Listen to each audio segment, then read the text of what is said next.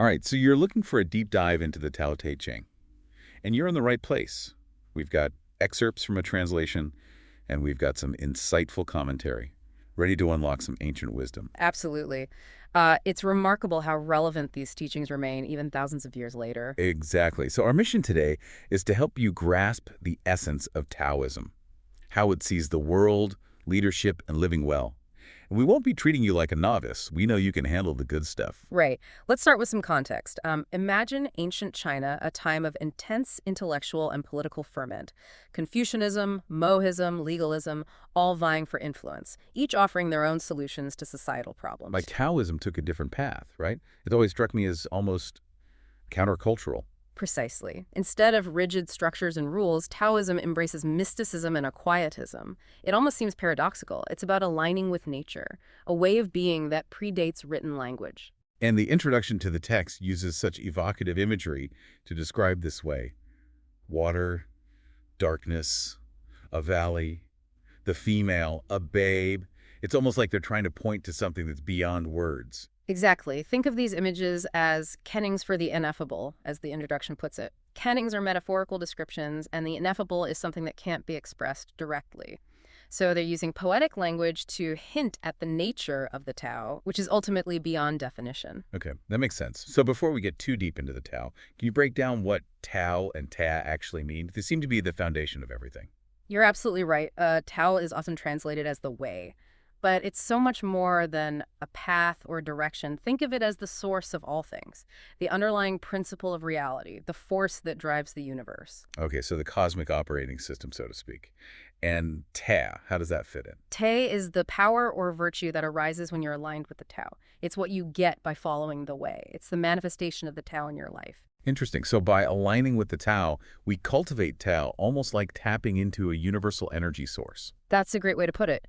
And the Tao Te Ching is full of guidance on how to do just that. It offers insights into key themes that run throughout the text. Okay, there are a few themes that really jumped out at me, like non-action, or wu wei as it's called in the text, achieving without striving. It seems almost paradoxical. Wu Wei. It's one of the most powerful and perhaps most misunderstood concepts in Taoism. It's not about doing nothing, but about acting effortlessly, in harmony with the natural flow of the Tao, like excerpts 4, 10, 48, and 64 illustrate. It's like swimming with the current instead of fighting against it. You achieve more with less effort. A perfect analogy. And this concept of yielding, of allowing things to unfold naturally leads us to another key theme, emptiness and stillness. Right. Excerpts 4, 6, and 16 really stood out to me, talking about the power of the void, the source of creation. It's almost like the Tao Te Ching is saying that true strength lies in letting go. Exactly. By quieting the mind, embracing emptiness, you create space for new possibilities to emerge. It's the understanding that stillness isn't passive, but a wellspring of potential. And that ties into another theme that resonated with me, balance and harmony. Embracing opposites, finding the middle way, recognizing the interconnectedness of all things. It's all over the excerpts, especially 2, 5, and 28. Yes, it's the understanding that everything exists in dynamic balance. True harmony comes from embracing the interplay of yin and yang, light and dark, masculine and feminine. It seems like a lot of these themes point towards a way of being that's simple, humble, the value of the uncarved block, the strength of yielding, leading from behind. Excerpts 8, 20, and 39 really drive that home. Absolutely. The Tao Te Ching reminds us that true strength often lies in simplicity, being receptive rather than forceful, leading by example instead of decree. And speaking of countercultural ideas, there's one that I find particularly fascinating, the power of the feminine. Yes. This is where the Tao Te Ching truly diverges from many philosophies of its time. It reveres the valley spirit, the mysterious female, as the source of creation. So it's suggesting that feminine qualities, yielding, nurturing, intuition, are essential for understanding and aligning with the Tao. Excerpt 6, 28, and 61 really highlight this. Precisely. It's a perspective that can feel quite radical even today. Okay, so we've got these powerful, maybe even counterintuitive themes, but how does this all translate into living well in the world? Does the Tao Te Ching offer any practical advice? It most certainly does. It offers guidance for both those in positions of power and individuals navigating their own paths. For leaders, it emphasizes non-interference, allowing people to govern themselves. It recognizes that trying to control everything ultimately leads to chaos. Excerpts 3 and 17 really bring this home. Less is more, Mm-hmm. especially when it comes to governing. That's the Taoist approach. And for individuals, the focus is on knowing when enough is enough, avoiding extremes, and cultivating inner peace. Excerpts 57 and 80 offer some really practical insights into how to apply these principles in daily life. It's amazing how these ideas from thousands of years ago are still so relevant to the challenges we face today. It is remarkable, isn't it? The Tao Te Ching seems to tap into something fundamental about the human experience, regardless of time or culture. Take Wu Wei, for example. Acting without striding feels like the perfect antidote to a world that's constantly pushing us to do more, be more, achieve more. It's a call to step off the treadmill, to reconnect with the more natural rhythm of being, and it ties in beautifully with the theme of emptiness and stillness. In our age of information overload and constant stimulation, finding peace and clarity in the void is almost a revolutionary act. Like hitting the reset button on your mind. Exactly, and it's not just about personal well-being. This idea of emptiness also has profound implications for how we approach leadership and problem solving. I'm intrigued. How so? Think about it.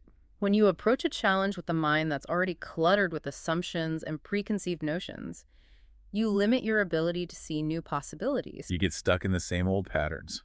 Precisely.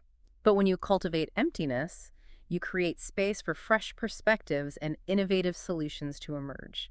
You become more adaptable, more responsive to the ever-changing circumstances around us.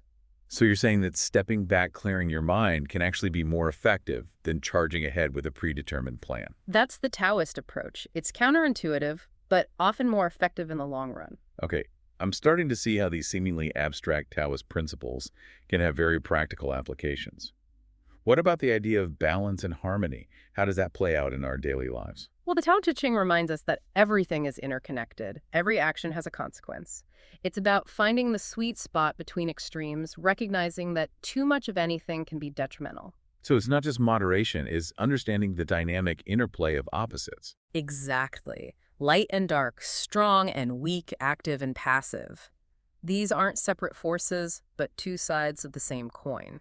And true harmony comes from embracing both. Precisely. Think of the yin and yang symbol. There's darkness in the light and light in the darkness.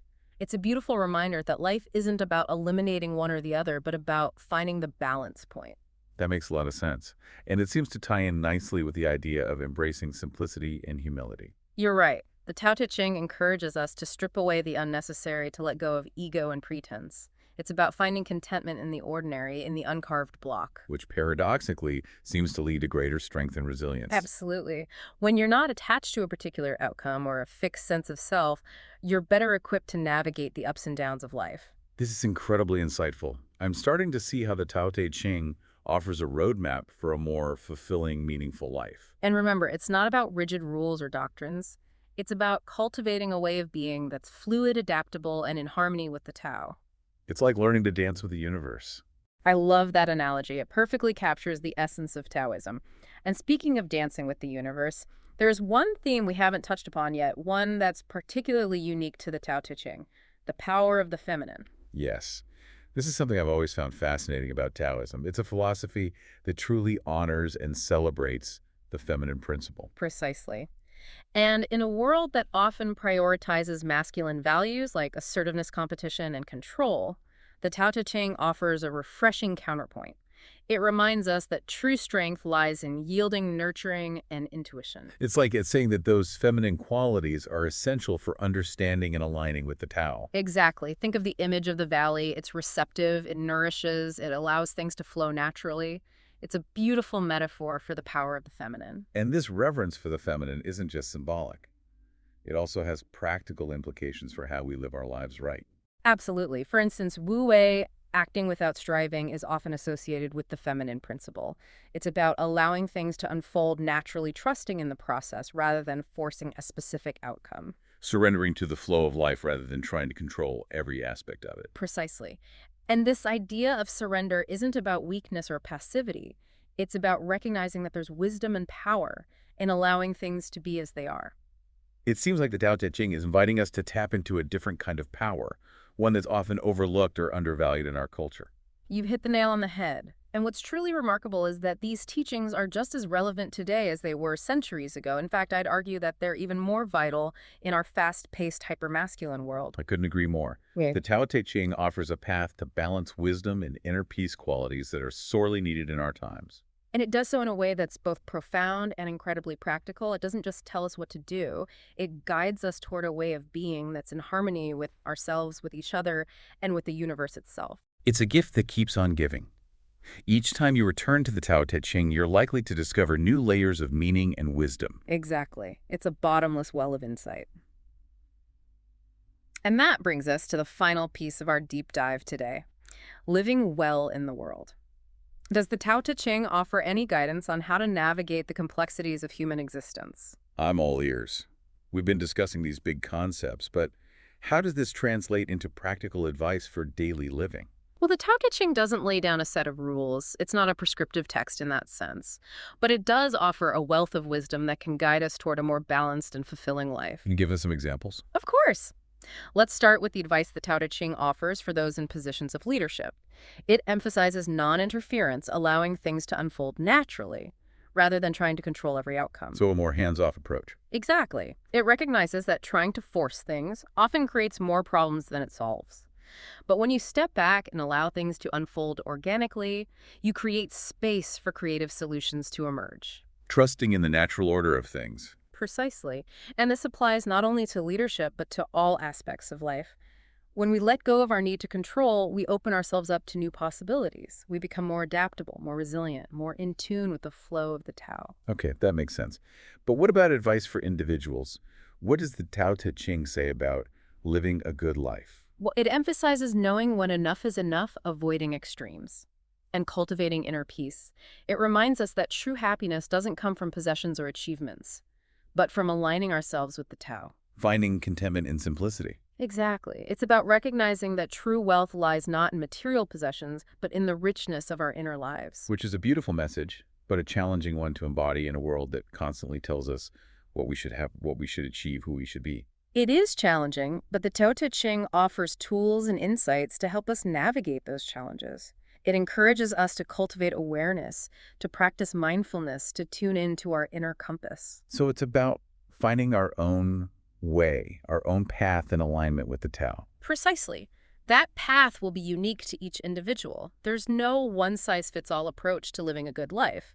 But the Tao Te Ching provides us with a framework, a set of principles that can guide us on our journey. And those principles are about balance, harmony, simplicity, and non-striving. Exactly. And what's fascinating is that these principles aren't just theoretical concepts. They're woven into the very fabric of the Tao Te Ching itself.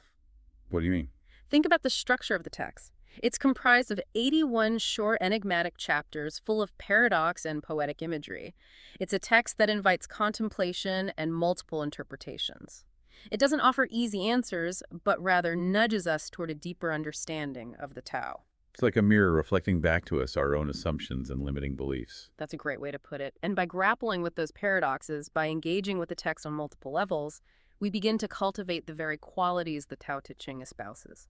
Humility, open-mindedness, a willingness to let go of our preconceived notions. So the form of the Tao Te Ching itself embodies the principles of Taoism. Exactly. That's what makes it such a timeless and endlessly fascinating text. Okay, we've covered a lot of ground exploring the key themes and principles of the Tao Te Ching.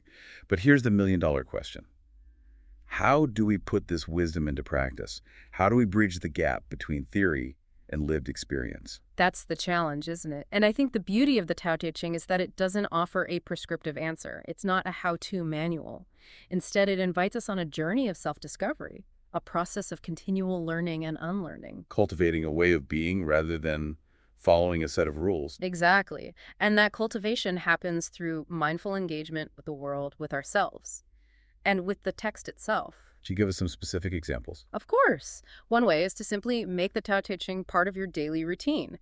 Read a chapter each day, meditate on its meaning, see how its insights resonate with your experiences. Integrating these teachings into our daily lives rather than just treating them as abstract concepts. Precisely. And as you do that, you'll notice how the principles of Taoism begin to subtly shift your perspective, your actions, your interactions with the world. Aligning ourselves with the flow of the Tao. Exactly. And in doing so, we naturally cultivate more teya, more virtue and power in our lives.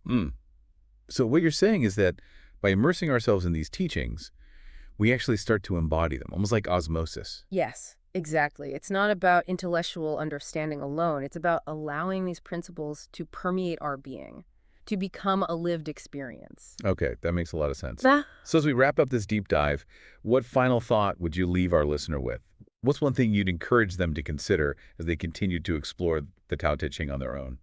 I'd say approach the text with an open mind and a playful curiosity. Don't try to force understanding, but allow the wisdom of the Tao Te Ching to seep into your life like a gentle rain. Let Hmm. it nourish your spirit, challenge your assumptions, and guide you on your own unique path. That's beautiful imagery. And I think it speaks to the heart of what we've been exploring today. It's not about memorizing doctrines or following rigid rules, but about cultivating a way of being that's in harmony with the Tao. And that's a journey that unfolds in its own time and its own way. Exactly. And remember, the journey itself is the destination. So embrace the flow, enjoy the ride, and trust that the Tao will guide you. This has been an incredible exploration of the Tao Te Ching. Thank you so much for joining us on this deep dive. We hope you found it insightful and inspiring. Remember, the Tao Te Ching is like a flowing river, always changing, yet always the same. Each time you return to it, you're likely to discover new depths of meaning and wisdom. So keep exploring, keep reflecting, and allow the Tao to guide you on your journey.